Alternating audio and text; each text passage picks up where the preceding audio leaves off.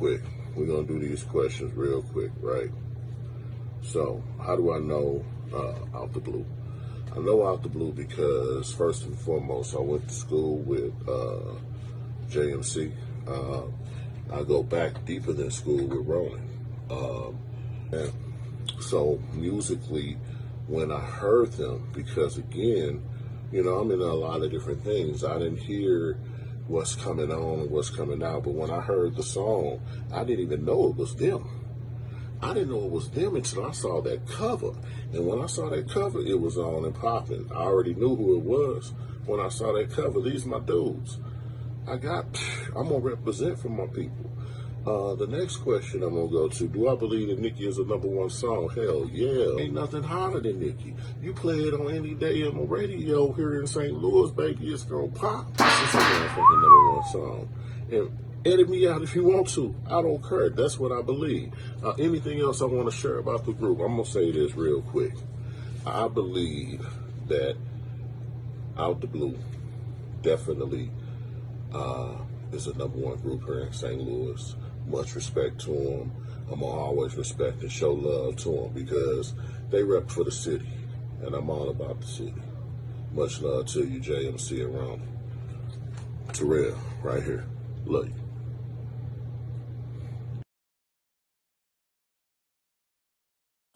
What? Why, JMC, and this all dedicated to all the fine sisters out there in the club, just out chilling, kicking it, you know what I'm saying, doing the damn thing like that. You know, it's something good to look at when you're doing like this, laying it down. Step to the bar, Hennessy, no ice. Corona with the lemon, looking out for job pieces, nothing but beautiful women trying to get crunked up. Then I see her on the dance floor. I see her shake, shake, shake, shake. I say Nikki, I say Nikki. Pulling down that 7 day dirty. Start off at Lucas and Hunt, stopped the club shell. Parked the Escalade, filled it up with gas. Looked to the side and saw it down with this big old woo, woo, woo. I gotta get it, get it, get it, get it. I say Nikki, I say Nikki, I say nah Nikki, nah. I can see the lust in your eyes. Say Nikki, chill with a plate, come and take a ride. Say Nikki, come with me and we can do it right. Between me and you, keep it tight. I say nah Nikki, Nikki, Nikki. I say bounce, bounce, shake, shake, boy. I say Nikki, boy, boy. I say Nikki. I saw her, little mama looking like JL. I got a story to tell. Hi, how you doing? Your name has got to be heaven. Can you attend a movie with me at 7? If not, can I call you? You look so pretty. I know I ain't Denzel, but don't be picky. You should be on Jet Magazine, page 43. Say Nikki. Ooh wee, if you out there still call me. I thought you only came a dime a dozen, but I saw you walking down Kings Highway with your cousin. I used to know 10 or 12 niggas. I used to daydream about giving them hickeys. I'm swimming in your lake like Rick. Bye now. I say Nikki, I say nah Nikki, nah. I can see the lust in your eyes. Say Nikki, chill with a plate, come and take a ride. Say Nikki, come with me and we can do it right. Between me and you, keep it tight. I say nah Nikki, Nikki, Nikki. I say bounce, bounce, shake, shake, boy. I say Nikki, boy, boy. I say Nikki. I say nah Nikki, nah. I can see the lust in your eyes. Say Nikki, chill with a plate, come and take a ride. Say Nikki, come with me and we can do it right. Between me and you, keep it tight. I say nah Nikki, Nikki, Nikki. I say bounce, bounce, shake, shake, boy. I say Nikki, boy, boy. I say Nikki. I say nah Nikki, nah. I can see the lust in your eyes. Say Nikki, chill with a plate, come and take a ride. Say Nikki, come with me and we can do it right. Between me and you, keep it tight. I say nah Nikki, Nikki, Nikki. I say bounce, bounce, shake, shake, boy. I say Nikki, boy, boy. I say Nikki. King David on the track, nigga. Yeah, King David on the track, nigga. I say she seen the 26.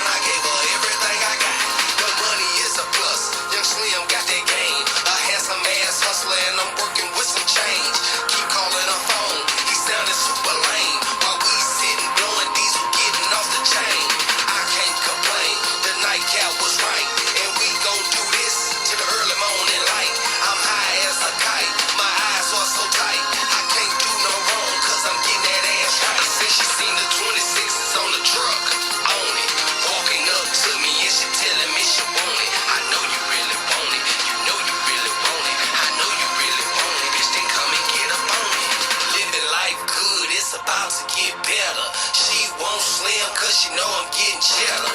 Always do it big, call me a trendsetter. J-Bone coming home, CEO of Go Getter.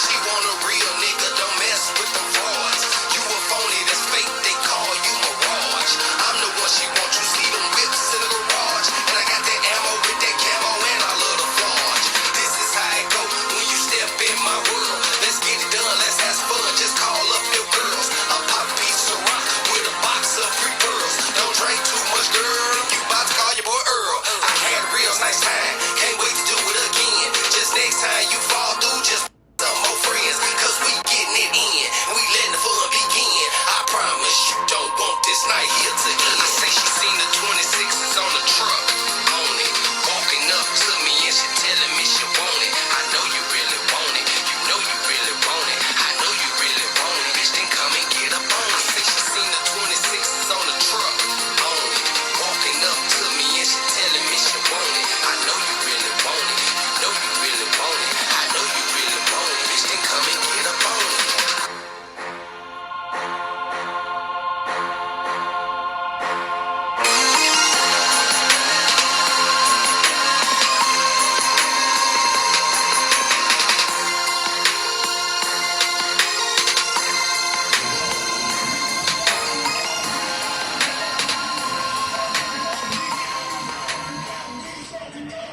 Get on the floor.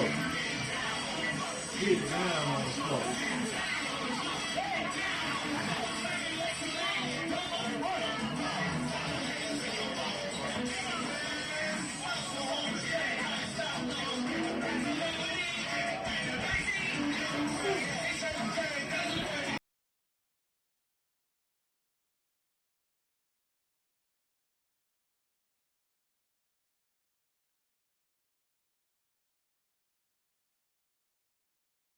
Did you guys see Out the Blue with the Megan knees? We need to rename that to the Out the Blue knees, getting down on the flow.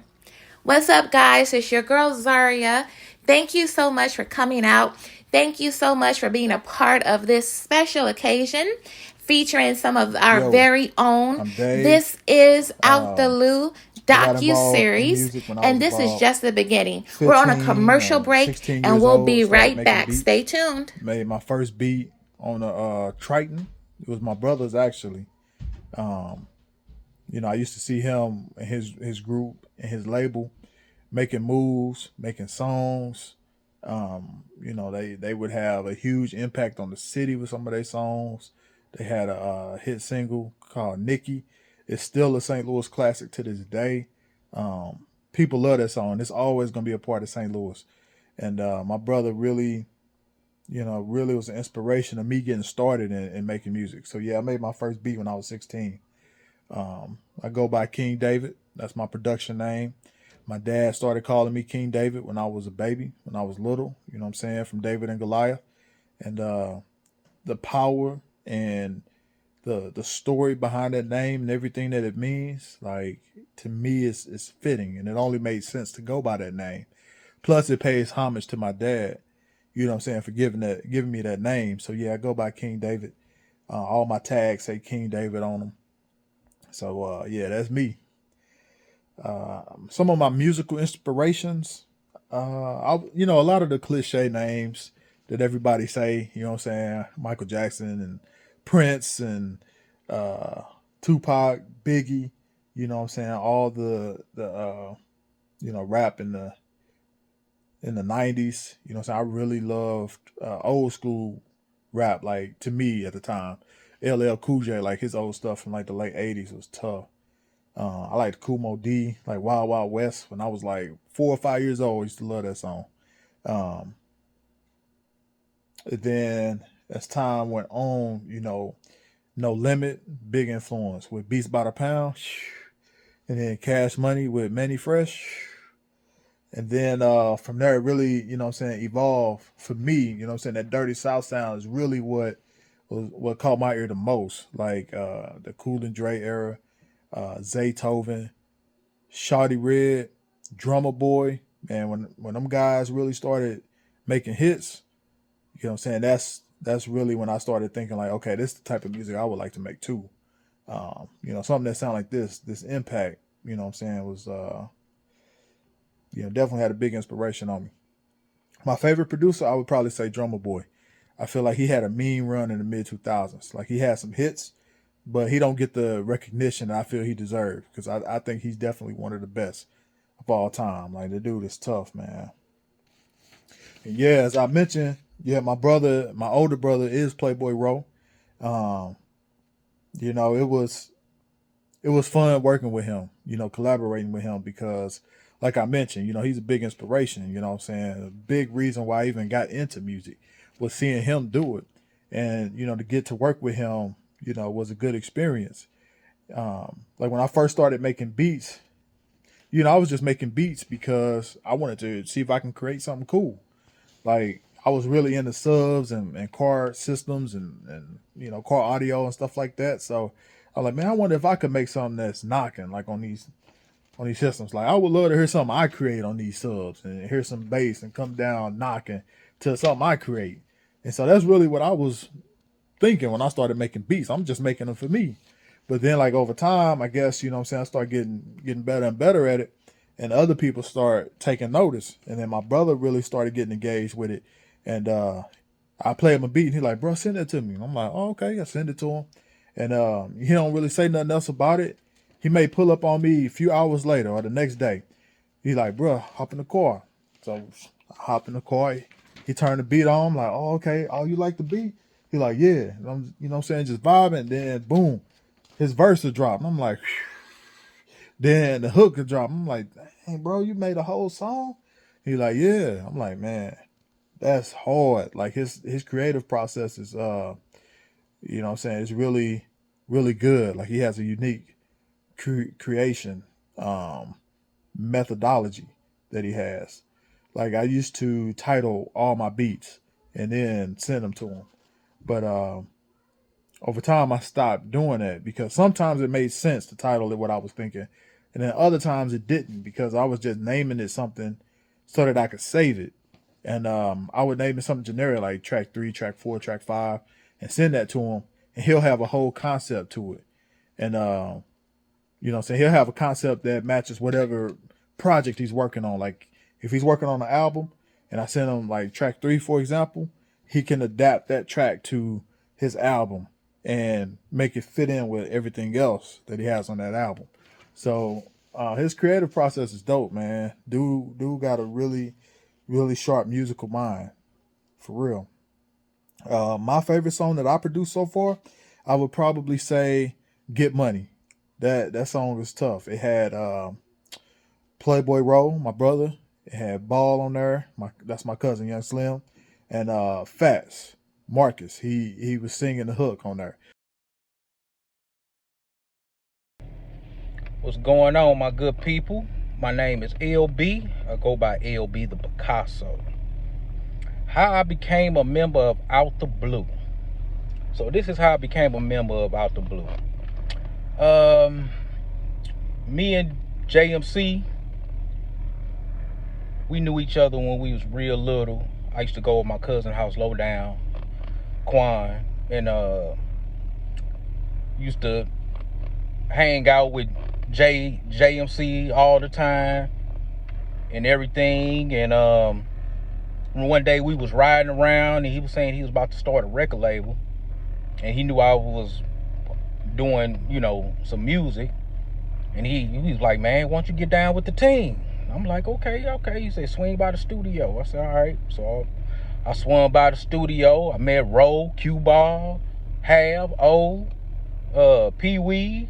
And it was like a test from there. So, I knew I had the skills. So, I started coming around a lot, doing songs with Ronan and stuff. He was like, man, shoot, you locked in. Then, we started doing Nikki. They started making Nikki. Then we had that popping off. And, the rest was history. My favorite time performing with Out the Blue was when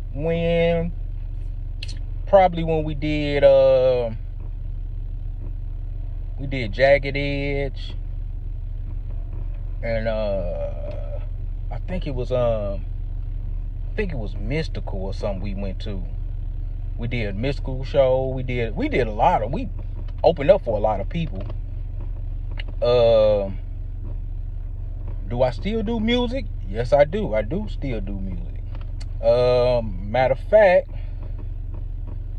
I'm working on something right now. So yeah, I do a lot of music right now.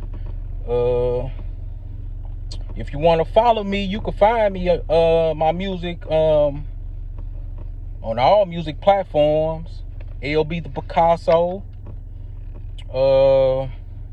And I have an album when I was without the blue, named LB Intoxicated Picasso. Then after that, I did Intoxicated Picasso Part 2. Then after that, I released Intoxicated Picasso Part 2, Heavy Thinking. Then after that, I released my third album. It was called Perfect Picture. And the fourth EP was was called Diamond 7. That's recently out. And on that, I got Ronan, Playboy Ro on feature on 2 songs. And now I'm currently finishing up my 5th and 6th LP. That's coming soon. So yeah, man, out the blue, them we was something to reckon with, man. You know, we the ones that had the magnets, and we did it all. We did it all. The time I was without the blue was great. Just a group of brothers that was serious about real music, making some good classic music. Nikki, Hennessy No Ice. Man, a bunch of other stuff too, man. Shit, we used to roll like 15 deep with the magnets on the side of the car. Man, we was like an organized record label. Is there anything else I want to share about Out the Blue? Well, yeah, I heard through the grapevine that we making a reunion album. So keep your eyes open for that reunion album. Appreciate y'all. LB the Picasso. 1. I'm just a kid from Kinloch that was introduced to music basically when I was born. I've been on stage since I was 3 years old. And it was the first thing that I ever loved was music. And so, man, I didn't just live my life doing what I love to do. I was fortunate enough to be in position to,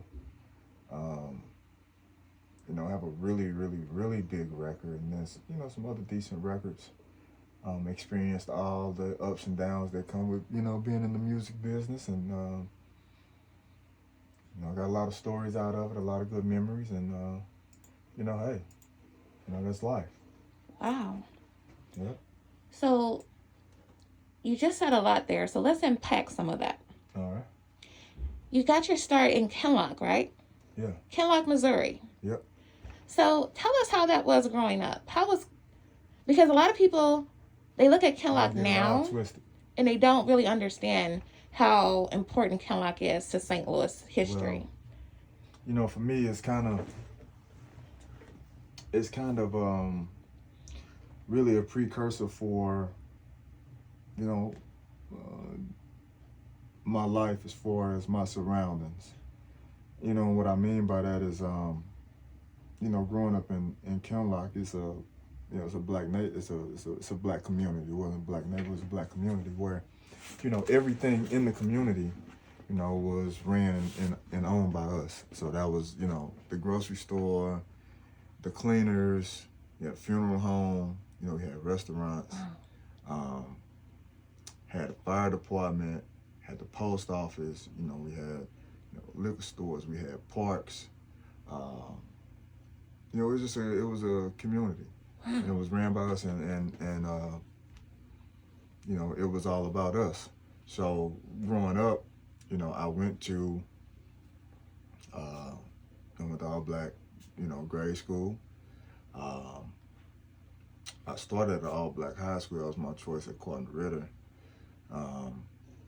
Then, from circumstances, ended up having to finish, my high school at McClure, which, met a lot of good friends that I still have to this day, you know, great people. And then, you know, end up going to HBCU. So I never thought about maybe my foundation really being in Kinlock and being around it is what, you know, kind of encouraged the way, you know, that I would move forward in my life and as far as how I felt about our community and, you know, what we do for each other in the community. So, Wow. but people don't know that about Kinlock. They just see it now as ran down and, you know, drug infested and violence and, you know, but that's not what Kinlock was built on. It's really a community that was really about us, self-sufficient, being self-sufficient. So, till the airport came and, you know, bought it out and people start moving out.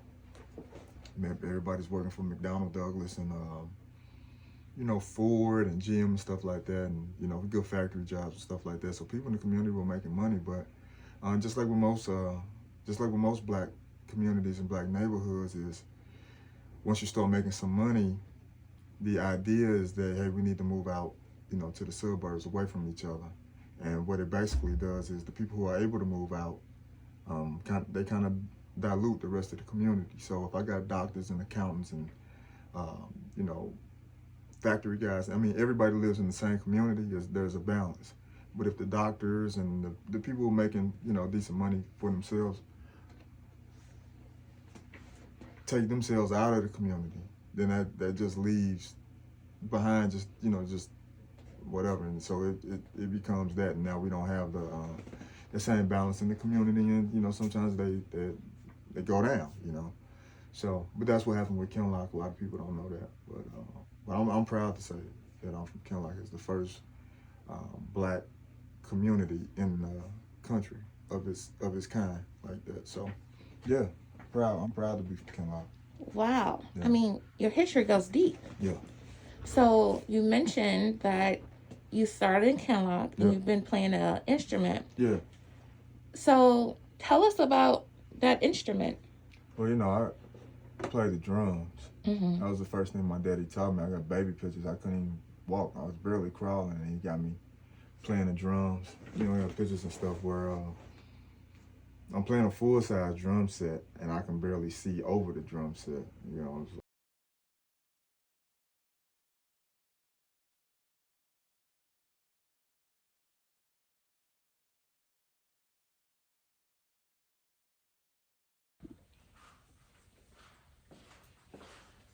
Yo, what's up? This is James C. Out the Blue Entertainment CEO. I say not Nikki. We are here with the legend, JMC Appreciate it. of Out the Blue Entertainment. What's up? How are you, sir? I'm doing good. I'm doing great. I'm so glad to have you here with us today. It is such an honor. Mm-hmm. So let's just jump right into it. Sure thing. Out the Blue. Mm-hmm. How did it come about? Out the Blue was the name of a group that we had when we were teens. It was me and 3 other people. What happened was we went to a studio and we recorded some songs, and while we were there, we didn't have a group name then. And one of the guys that was a childhood friend of mine, he was like, well, since we came to the studio Out the Blue, then that's what we should name the group, is Out the Blue. So that's what we did. So then we started going under that name for years as when I was younger, and we did a couple albums, and then we disbanded that. Then we came back, and I wanted to start a record label again, and I wanted to make the label name Out the Blue. So we just used the group name to the label, and that's how we came over with Out the Blue Entertainment. Wow. Inspirational. Right. So you got the group name. Where did the talent come from? Well, I've been playing music all my life, ever since I was 3. I played by ear. What? So I played in band class and jazz band, and from Lee Hamilton, Ferguson Middle, McClure High. Shout out to all the comments. Shout out to all McClure alumni. So I played by ear. Wow. On the keyboard. So that's where that came from. So I always, if I wasn't doing something in some type of band, then I was always recording when I was younger. So that's how that that's where the talent from me come from. Now with Ro, I know he had a background in music too. I know he played drums and some other instruments as well. And it just so happened that we had met up in high school is where me and him met. So we had a lot of common interests, you know what I'm saying? We was into getting money young, cars, clothes, you know, all that. Going to Saints and the Palace, all that kind of stuff.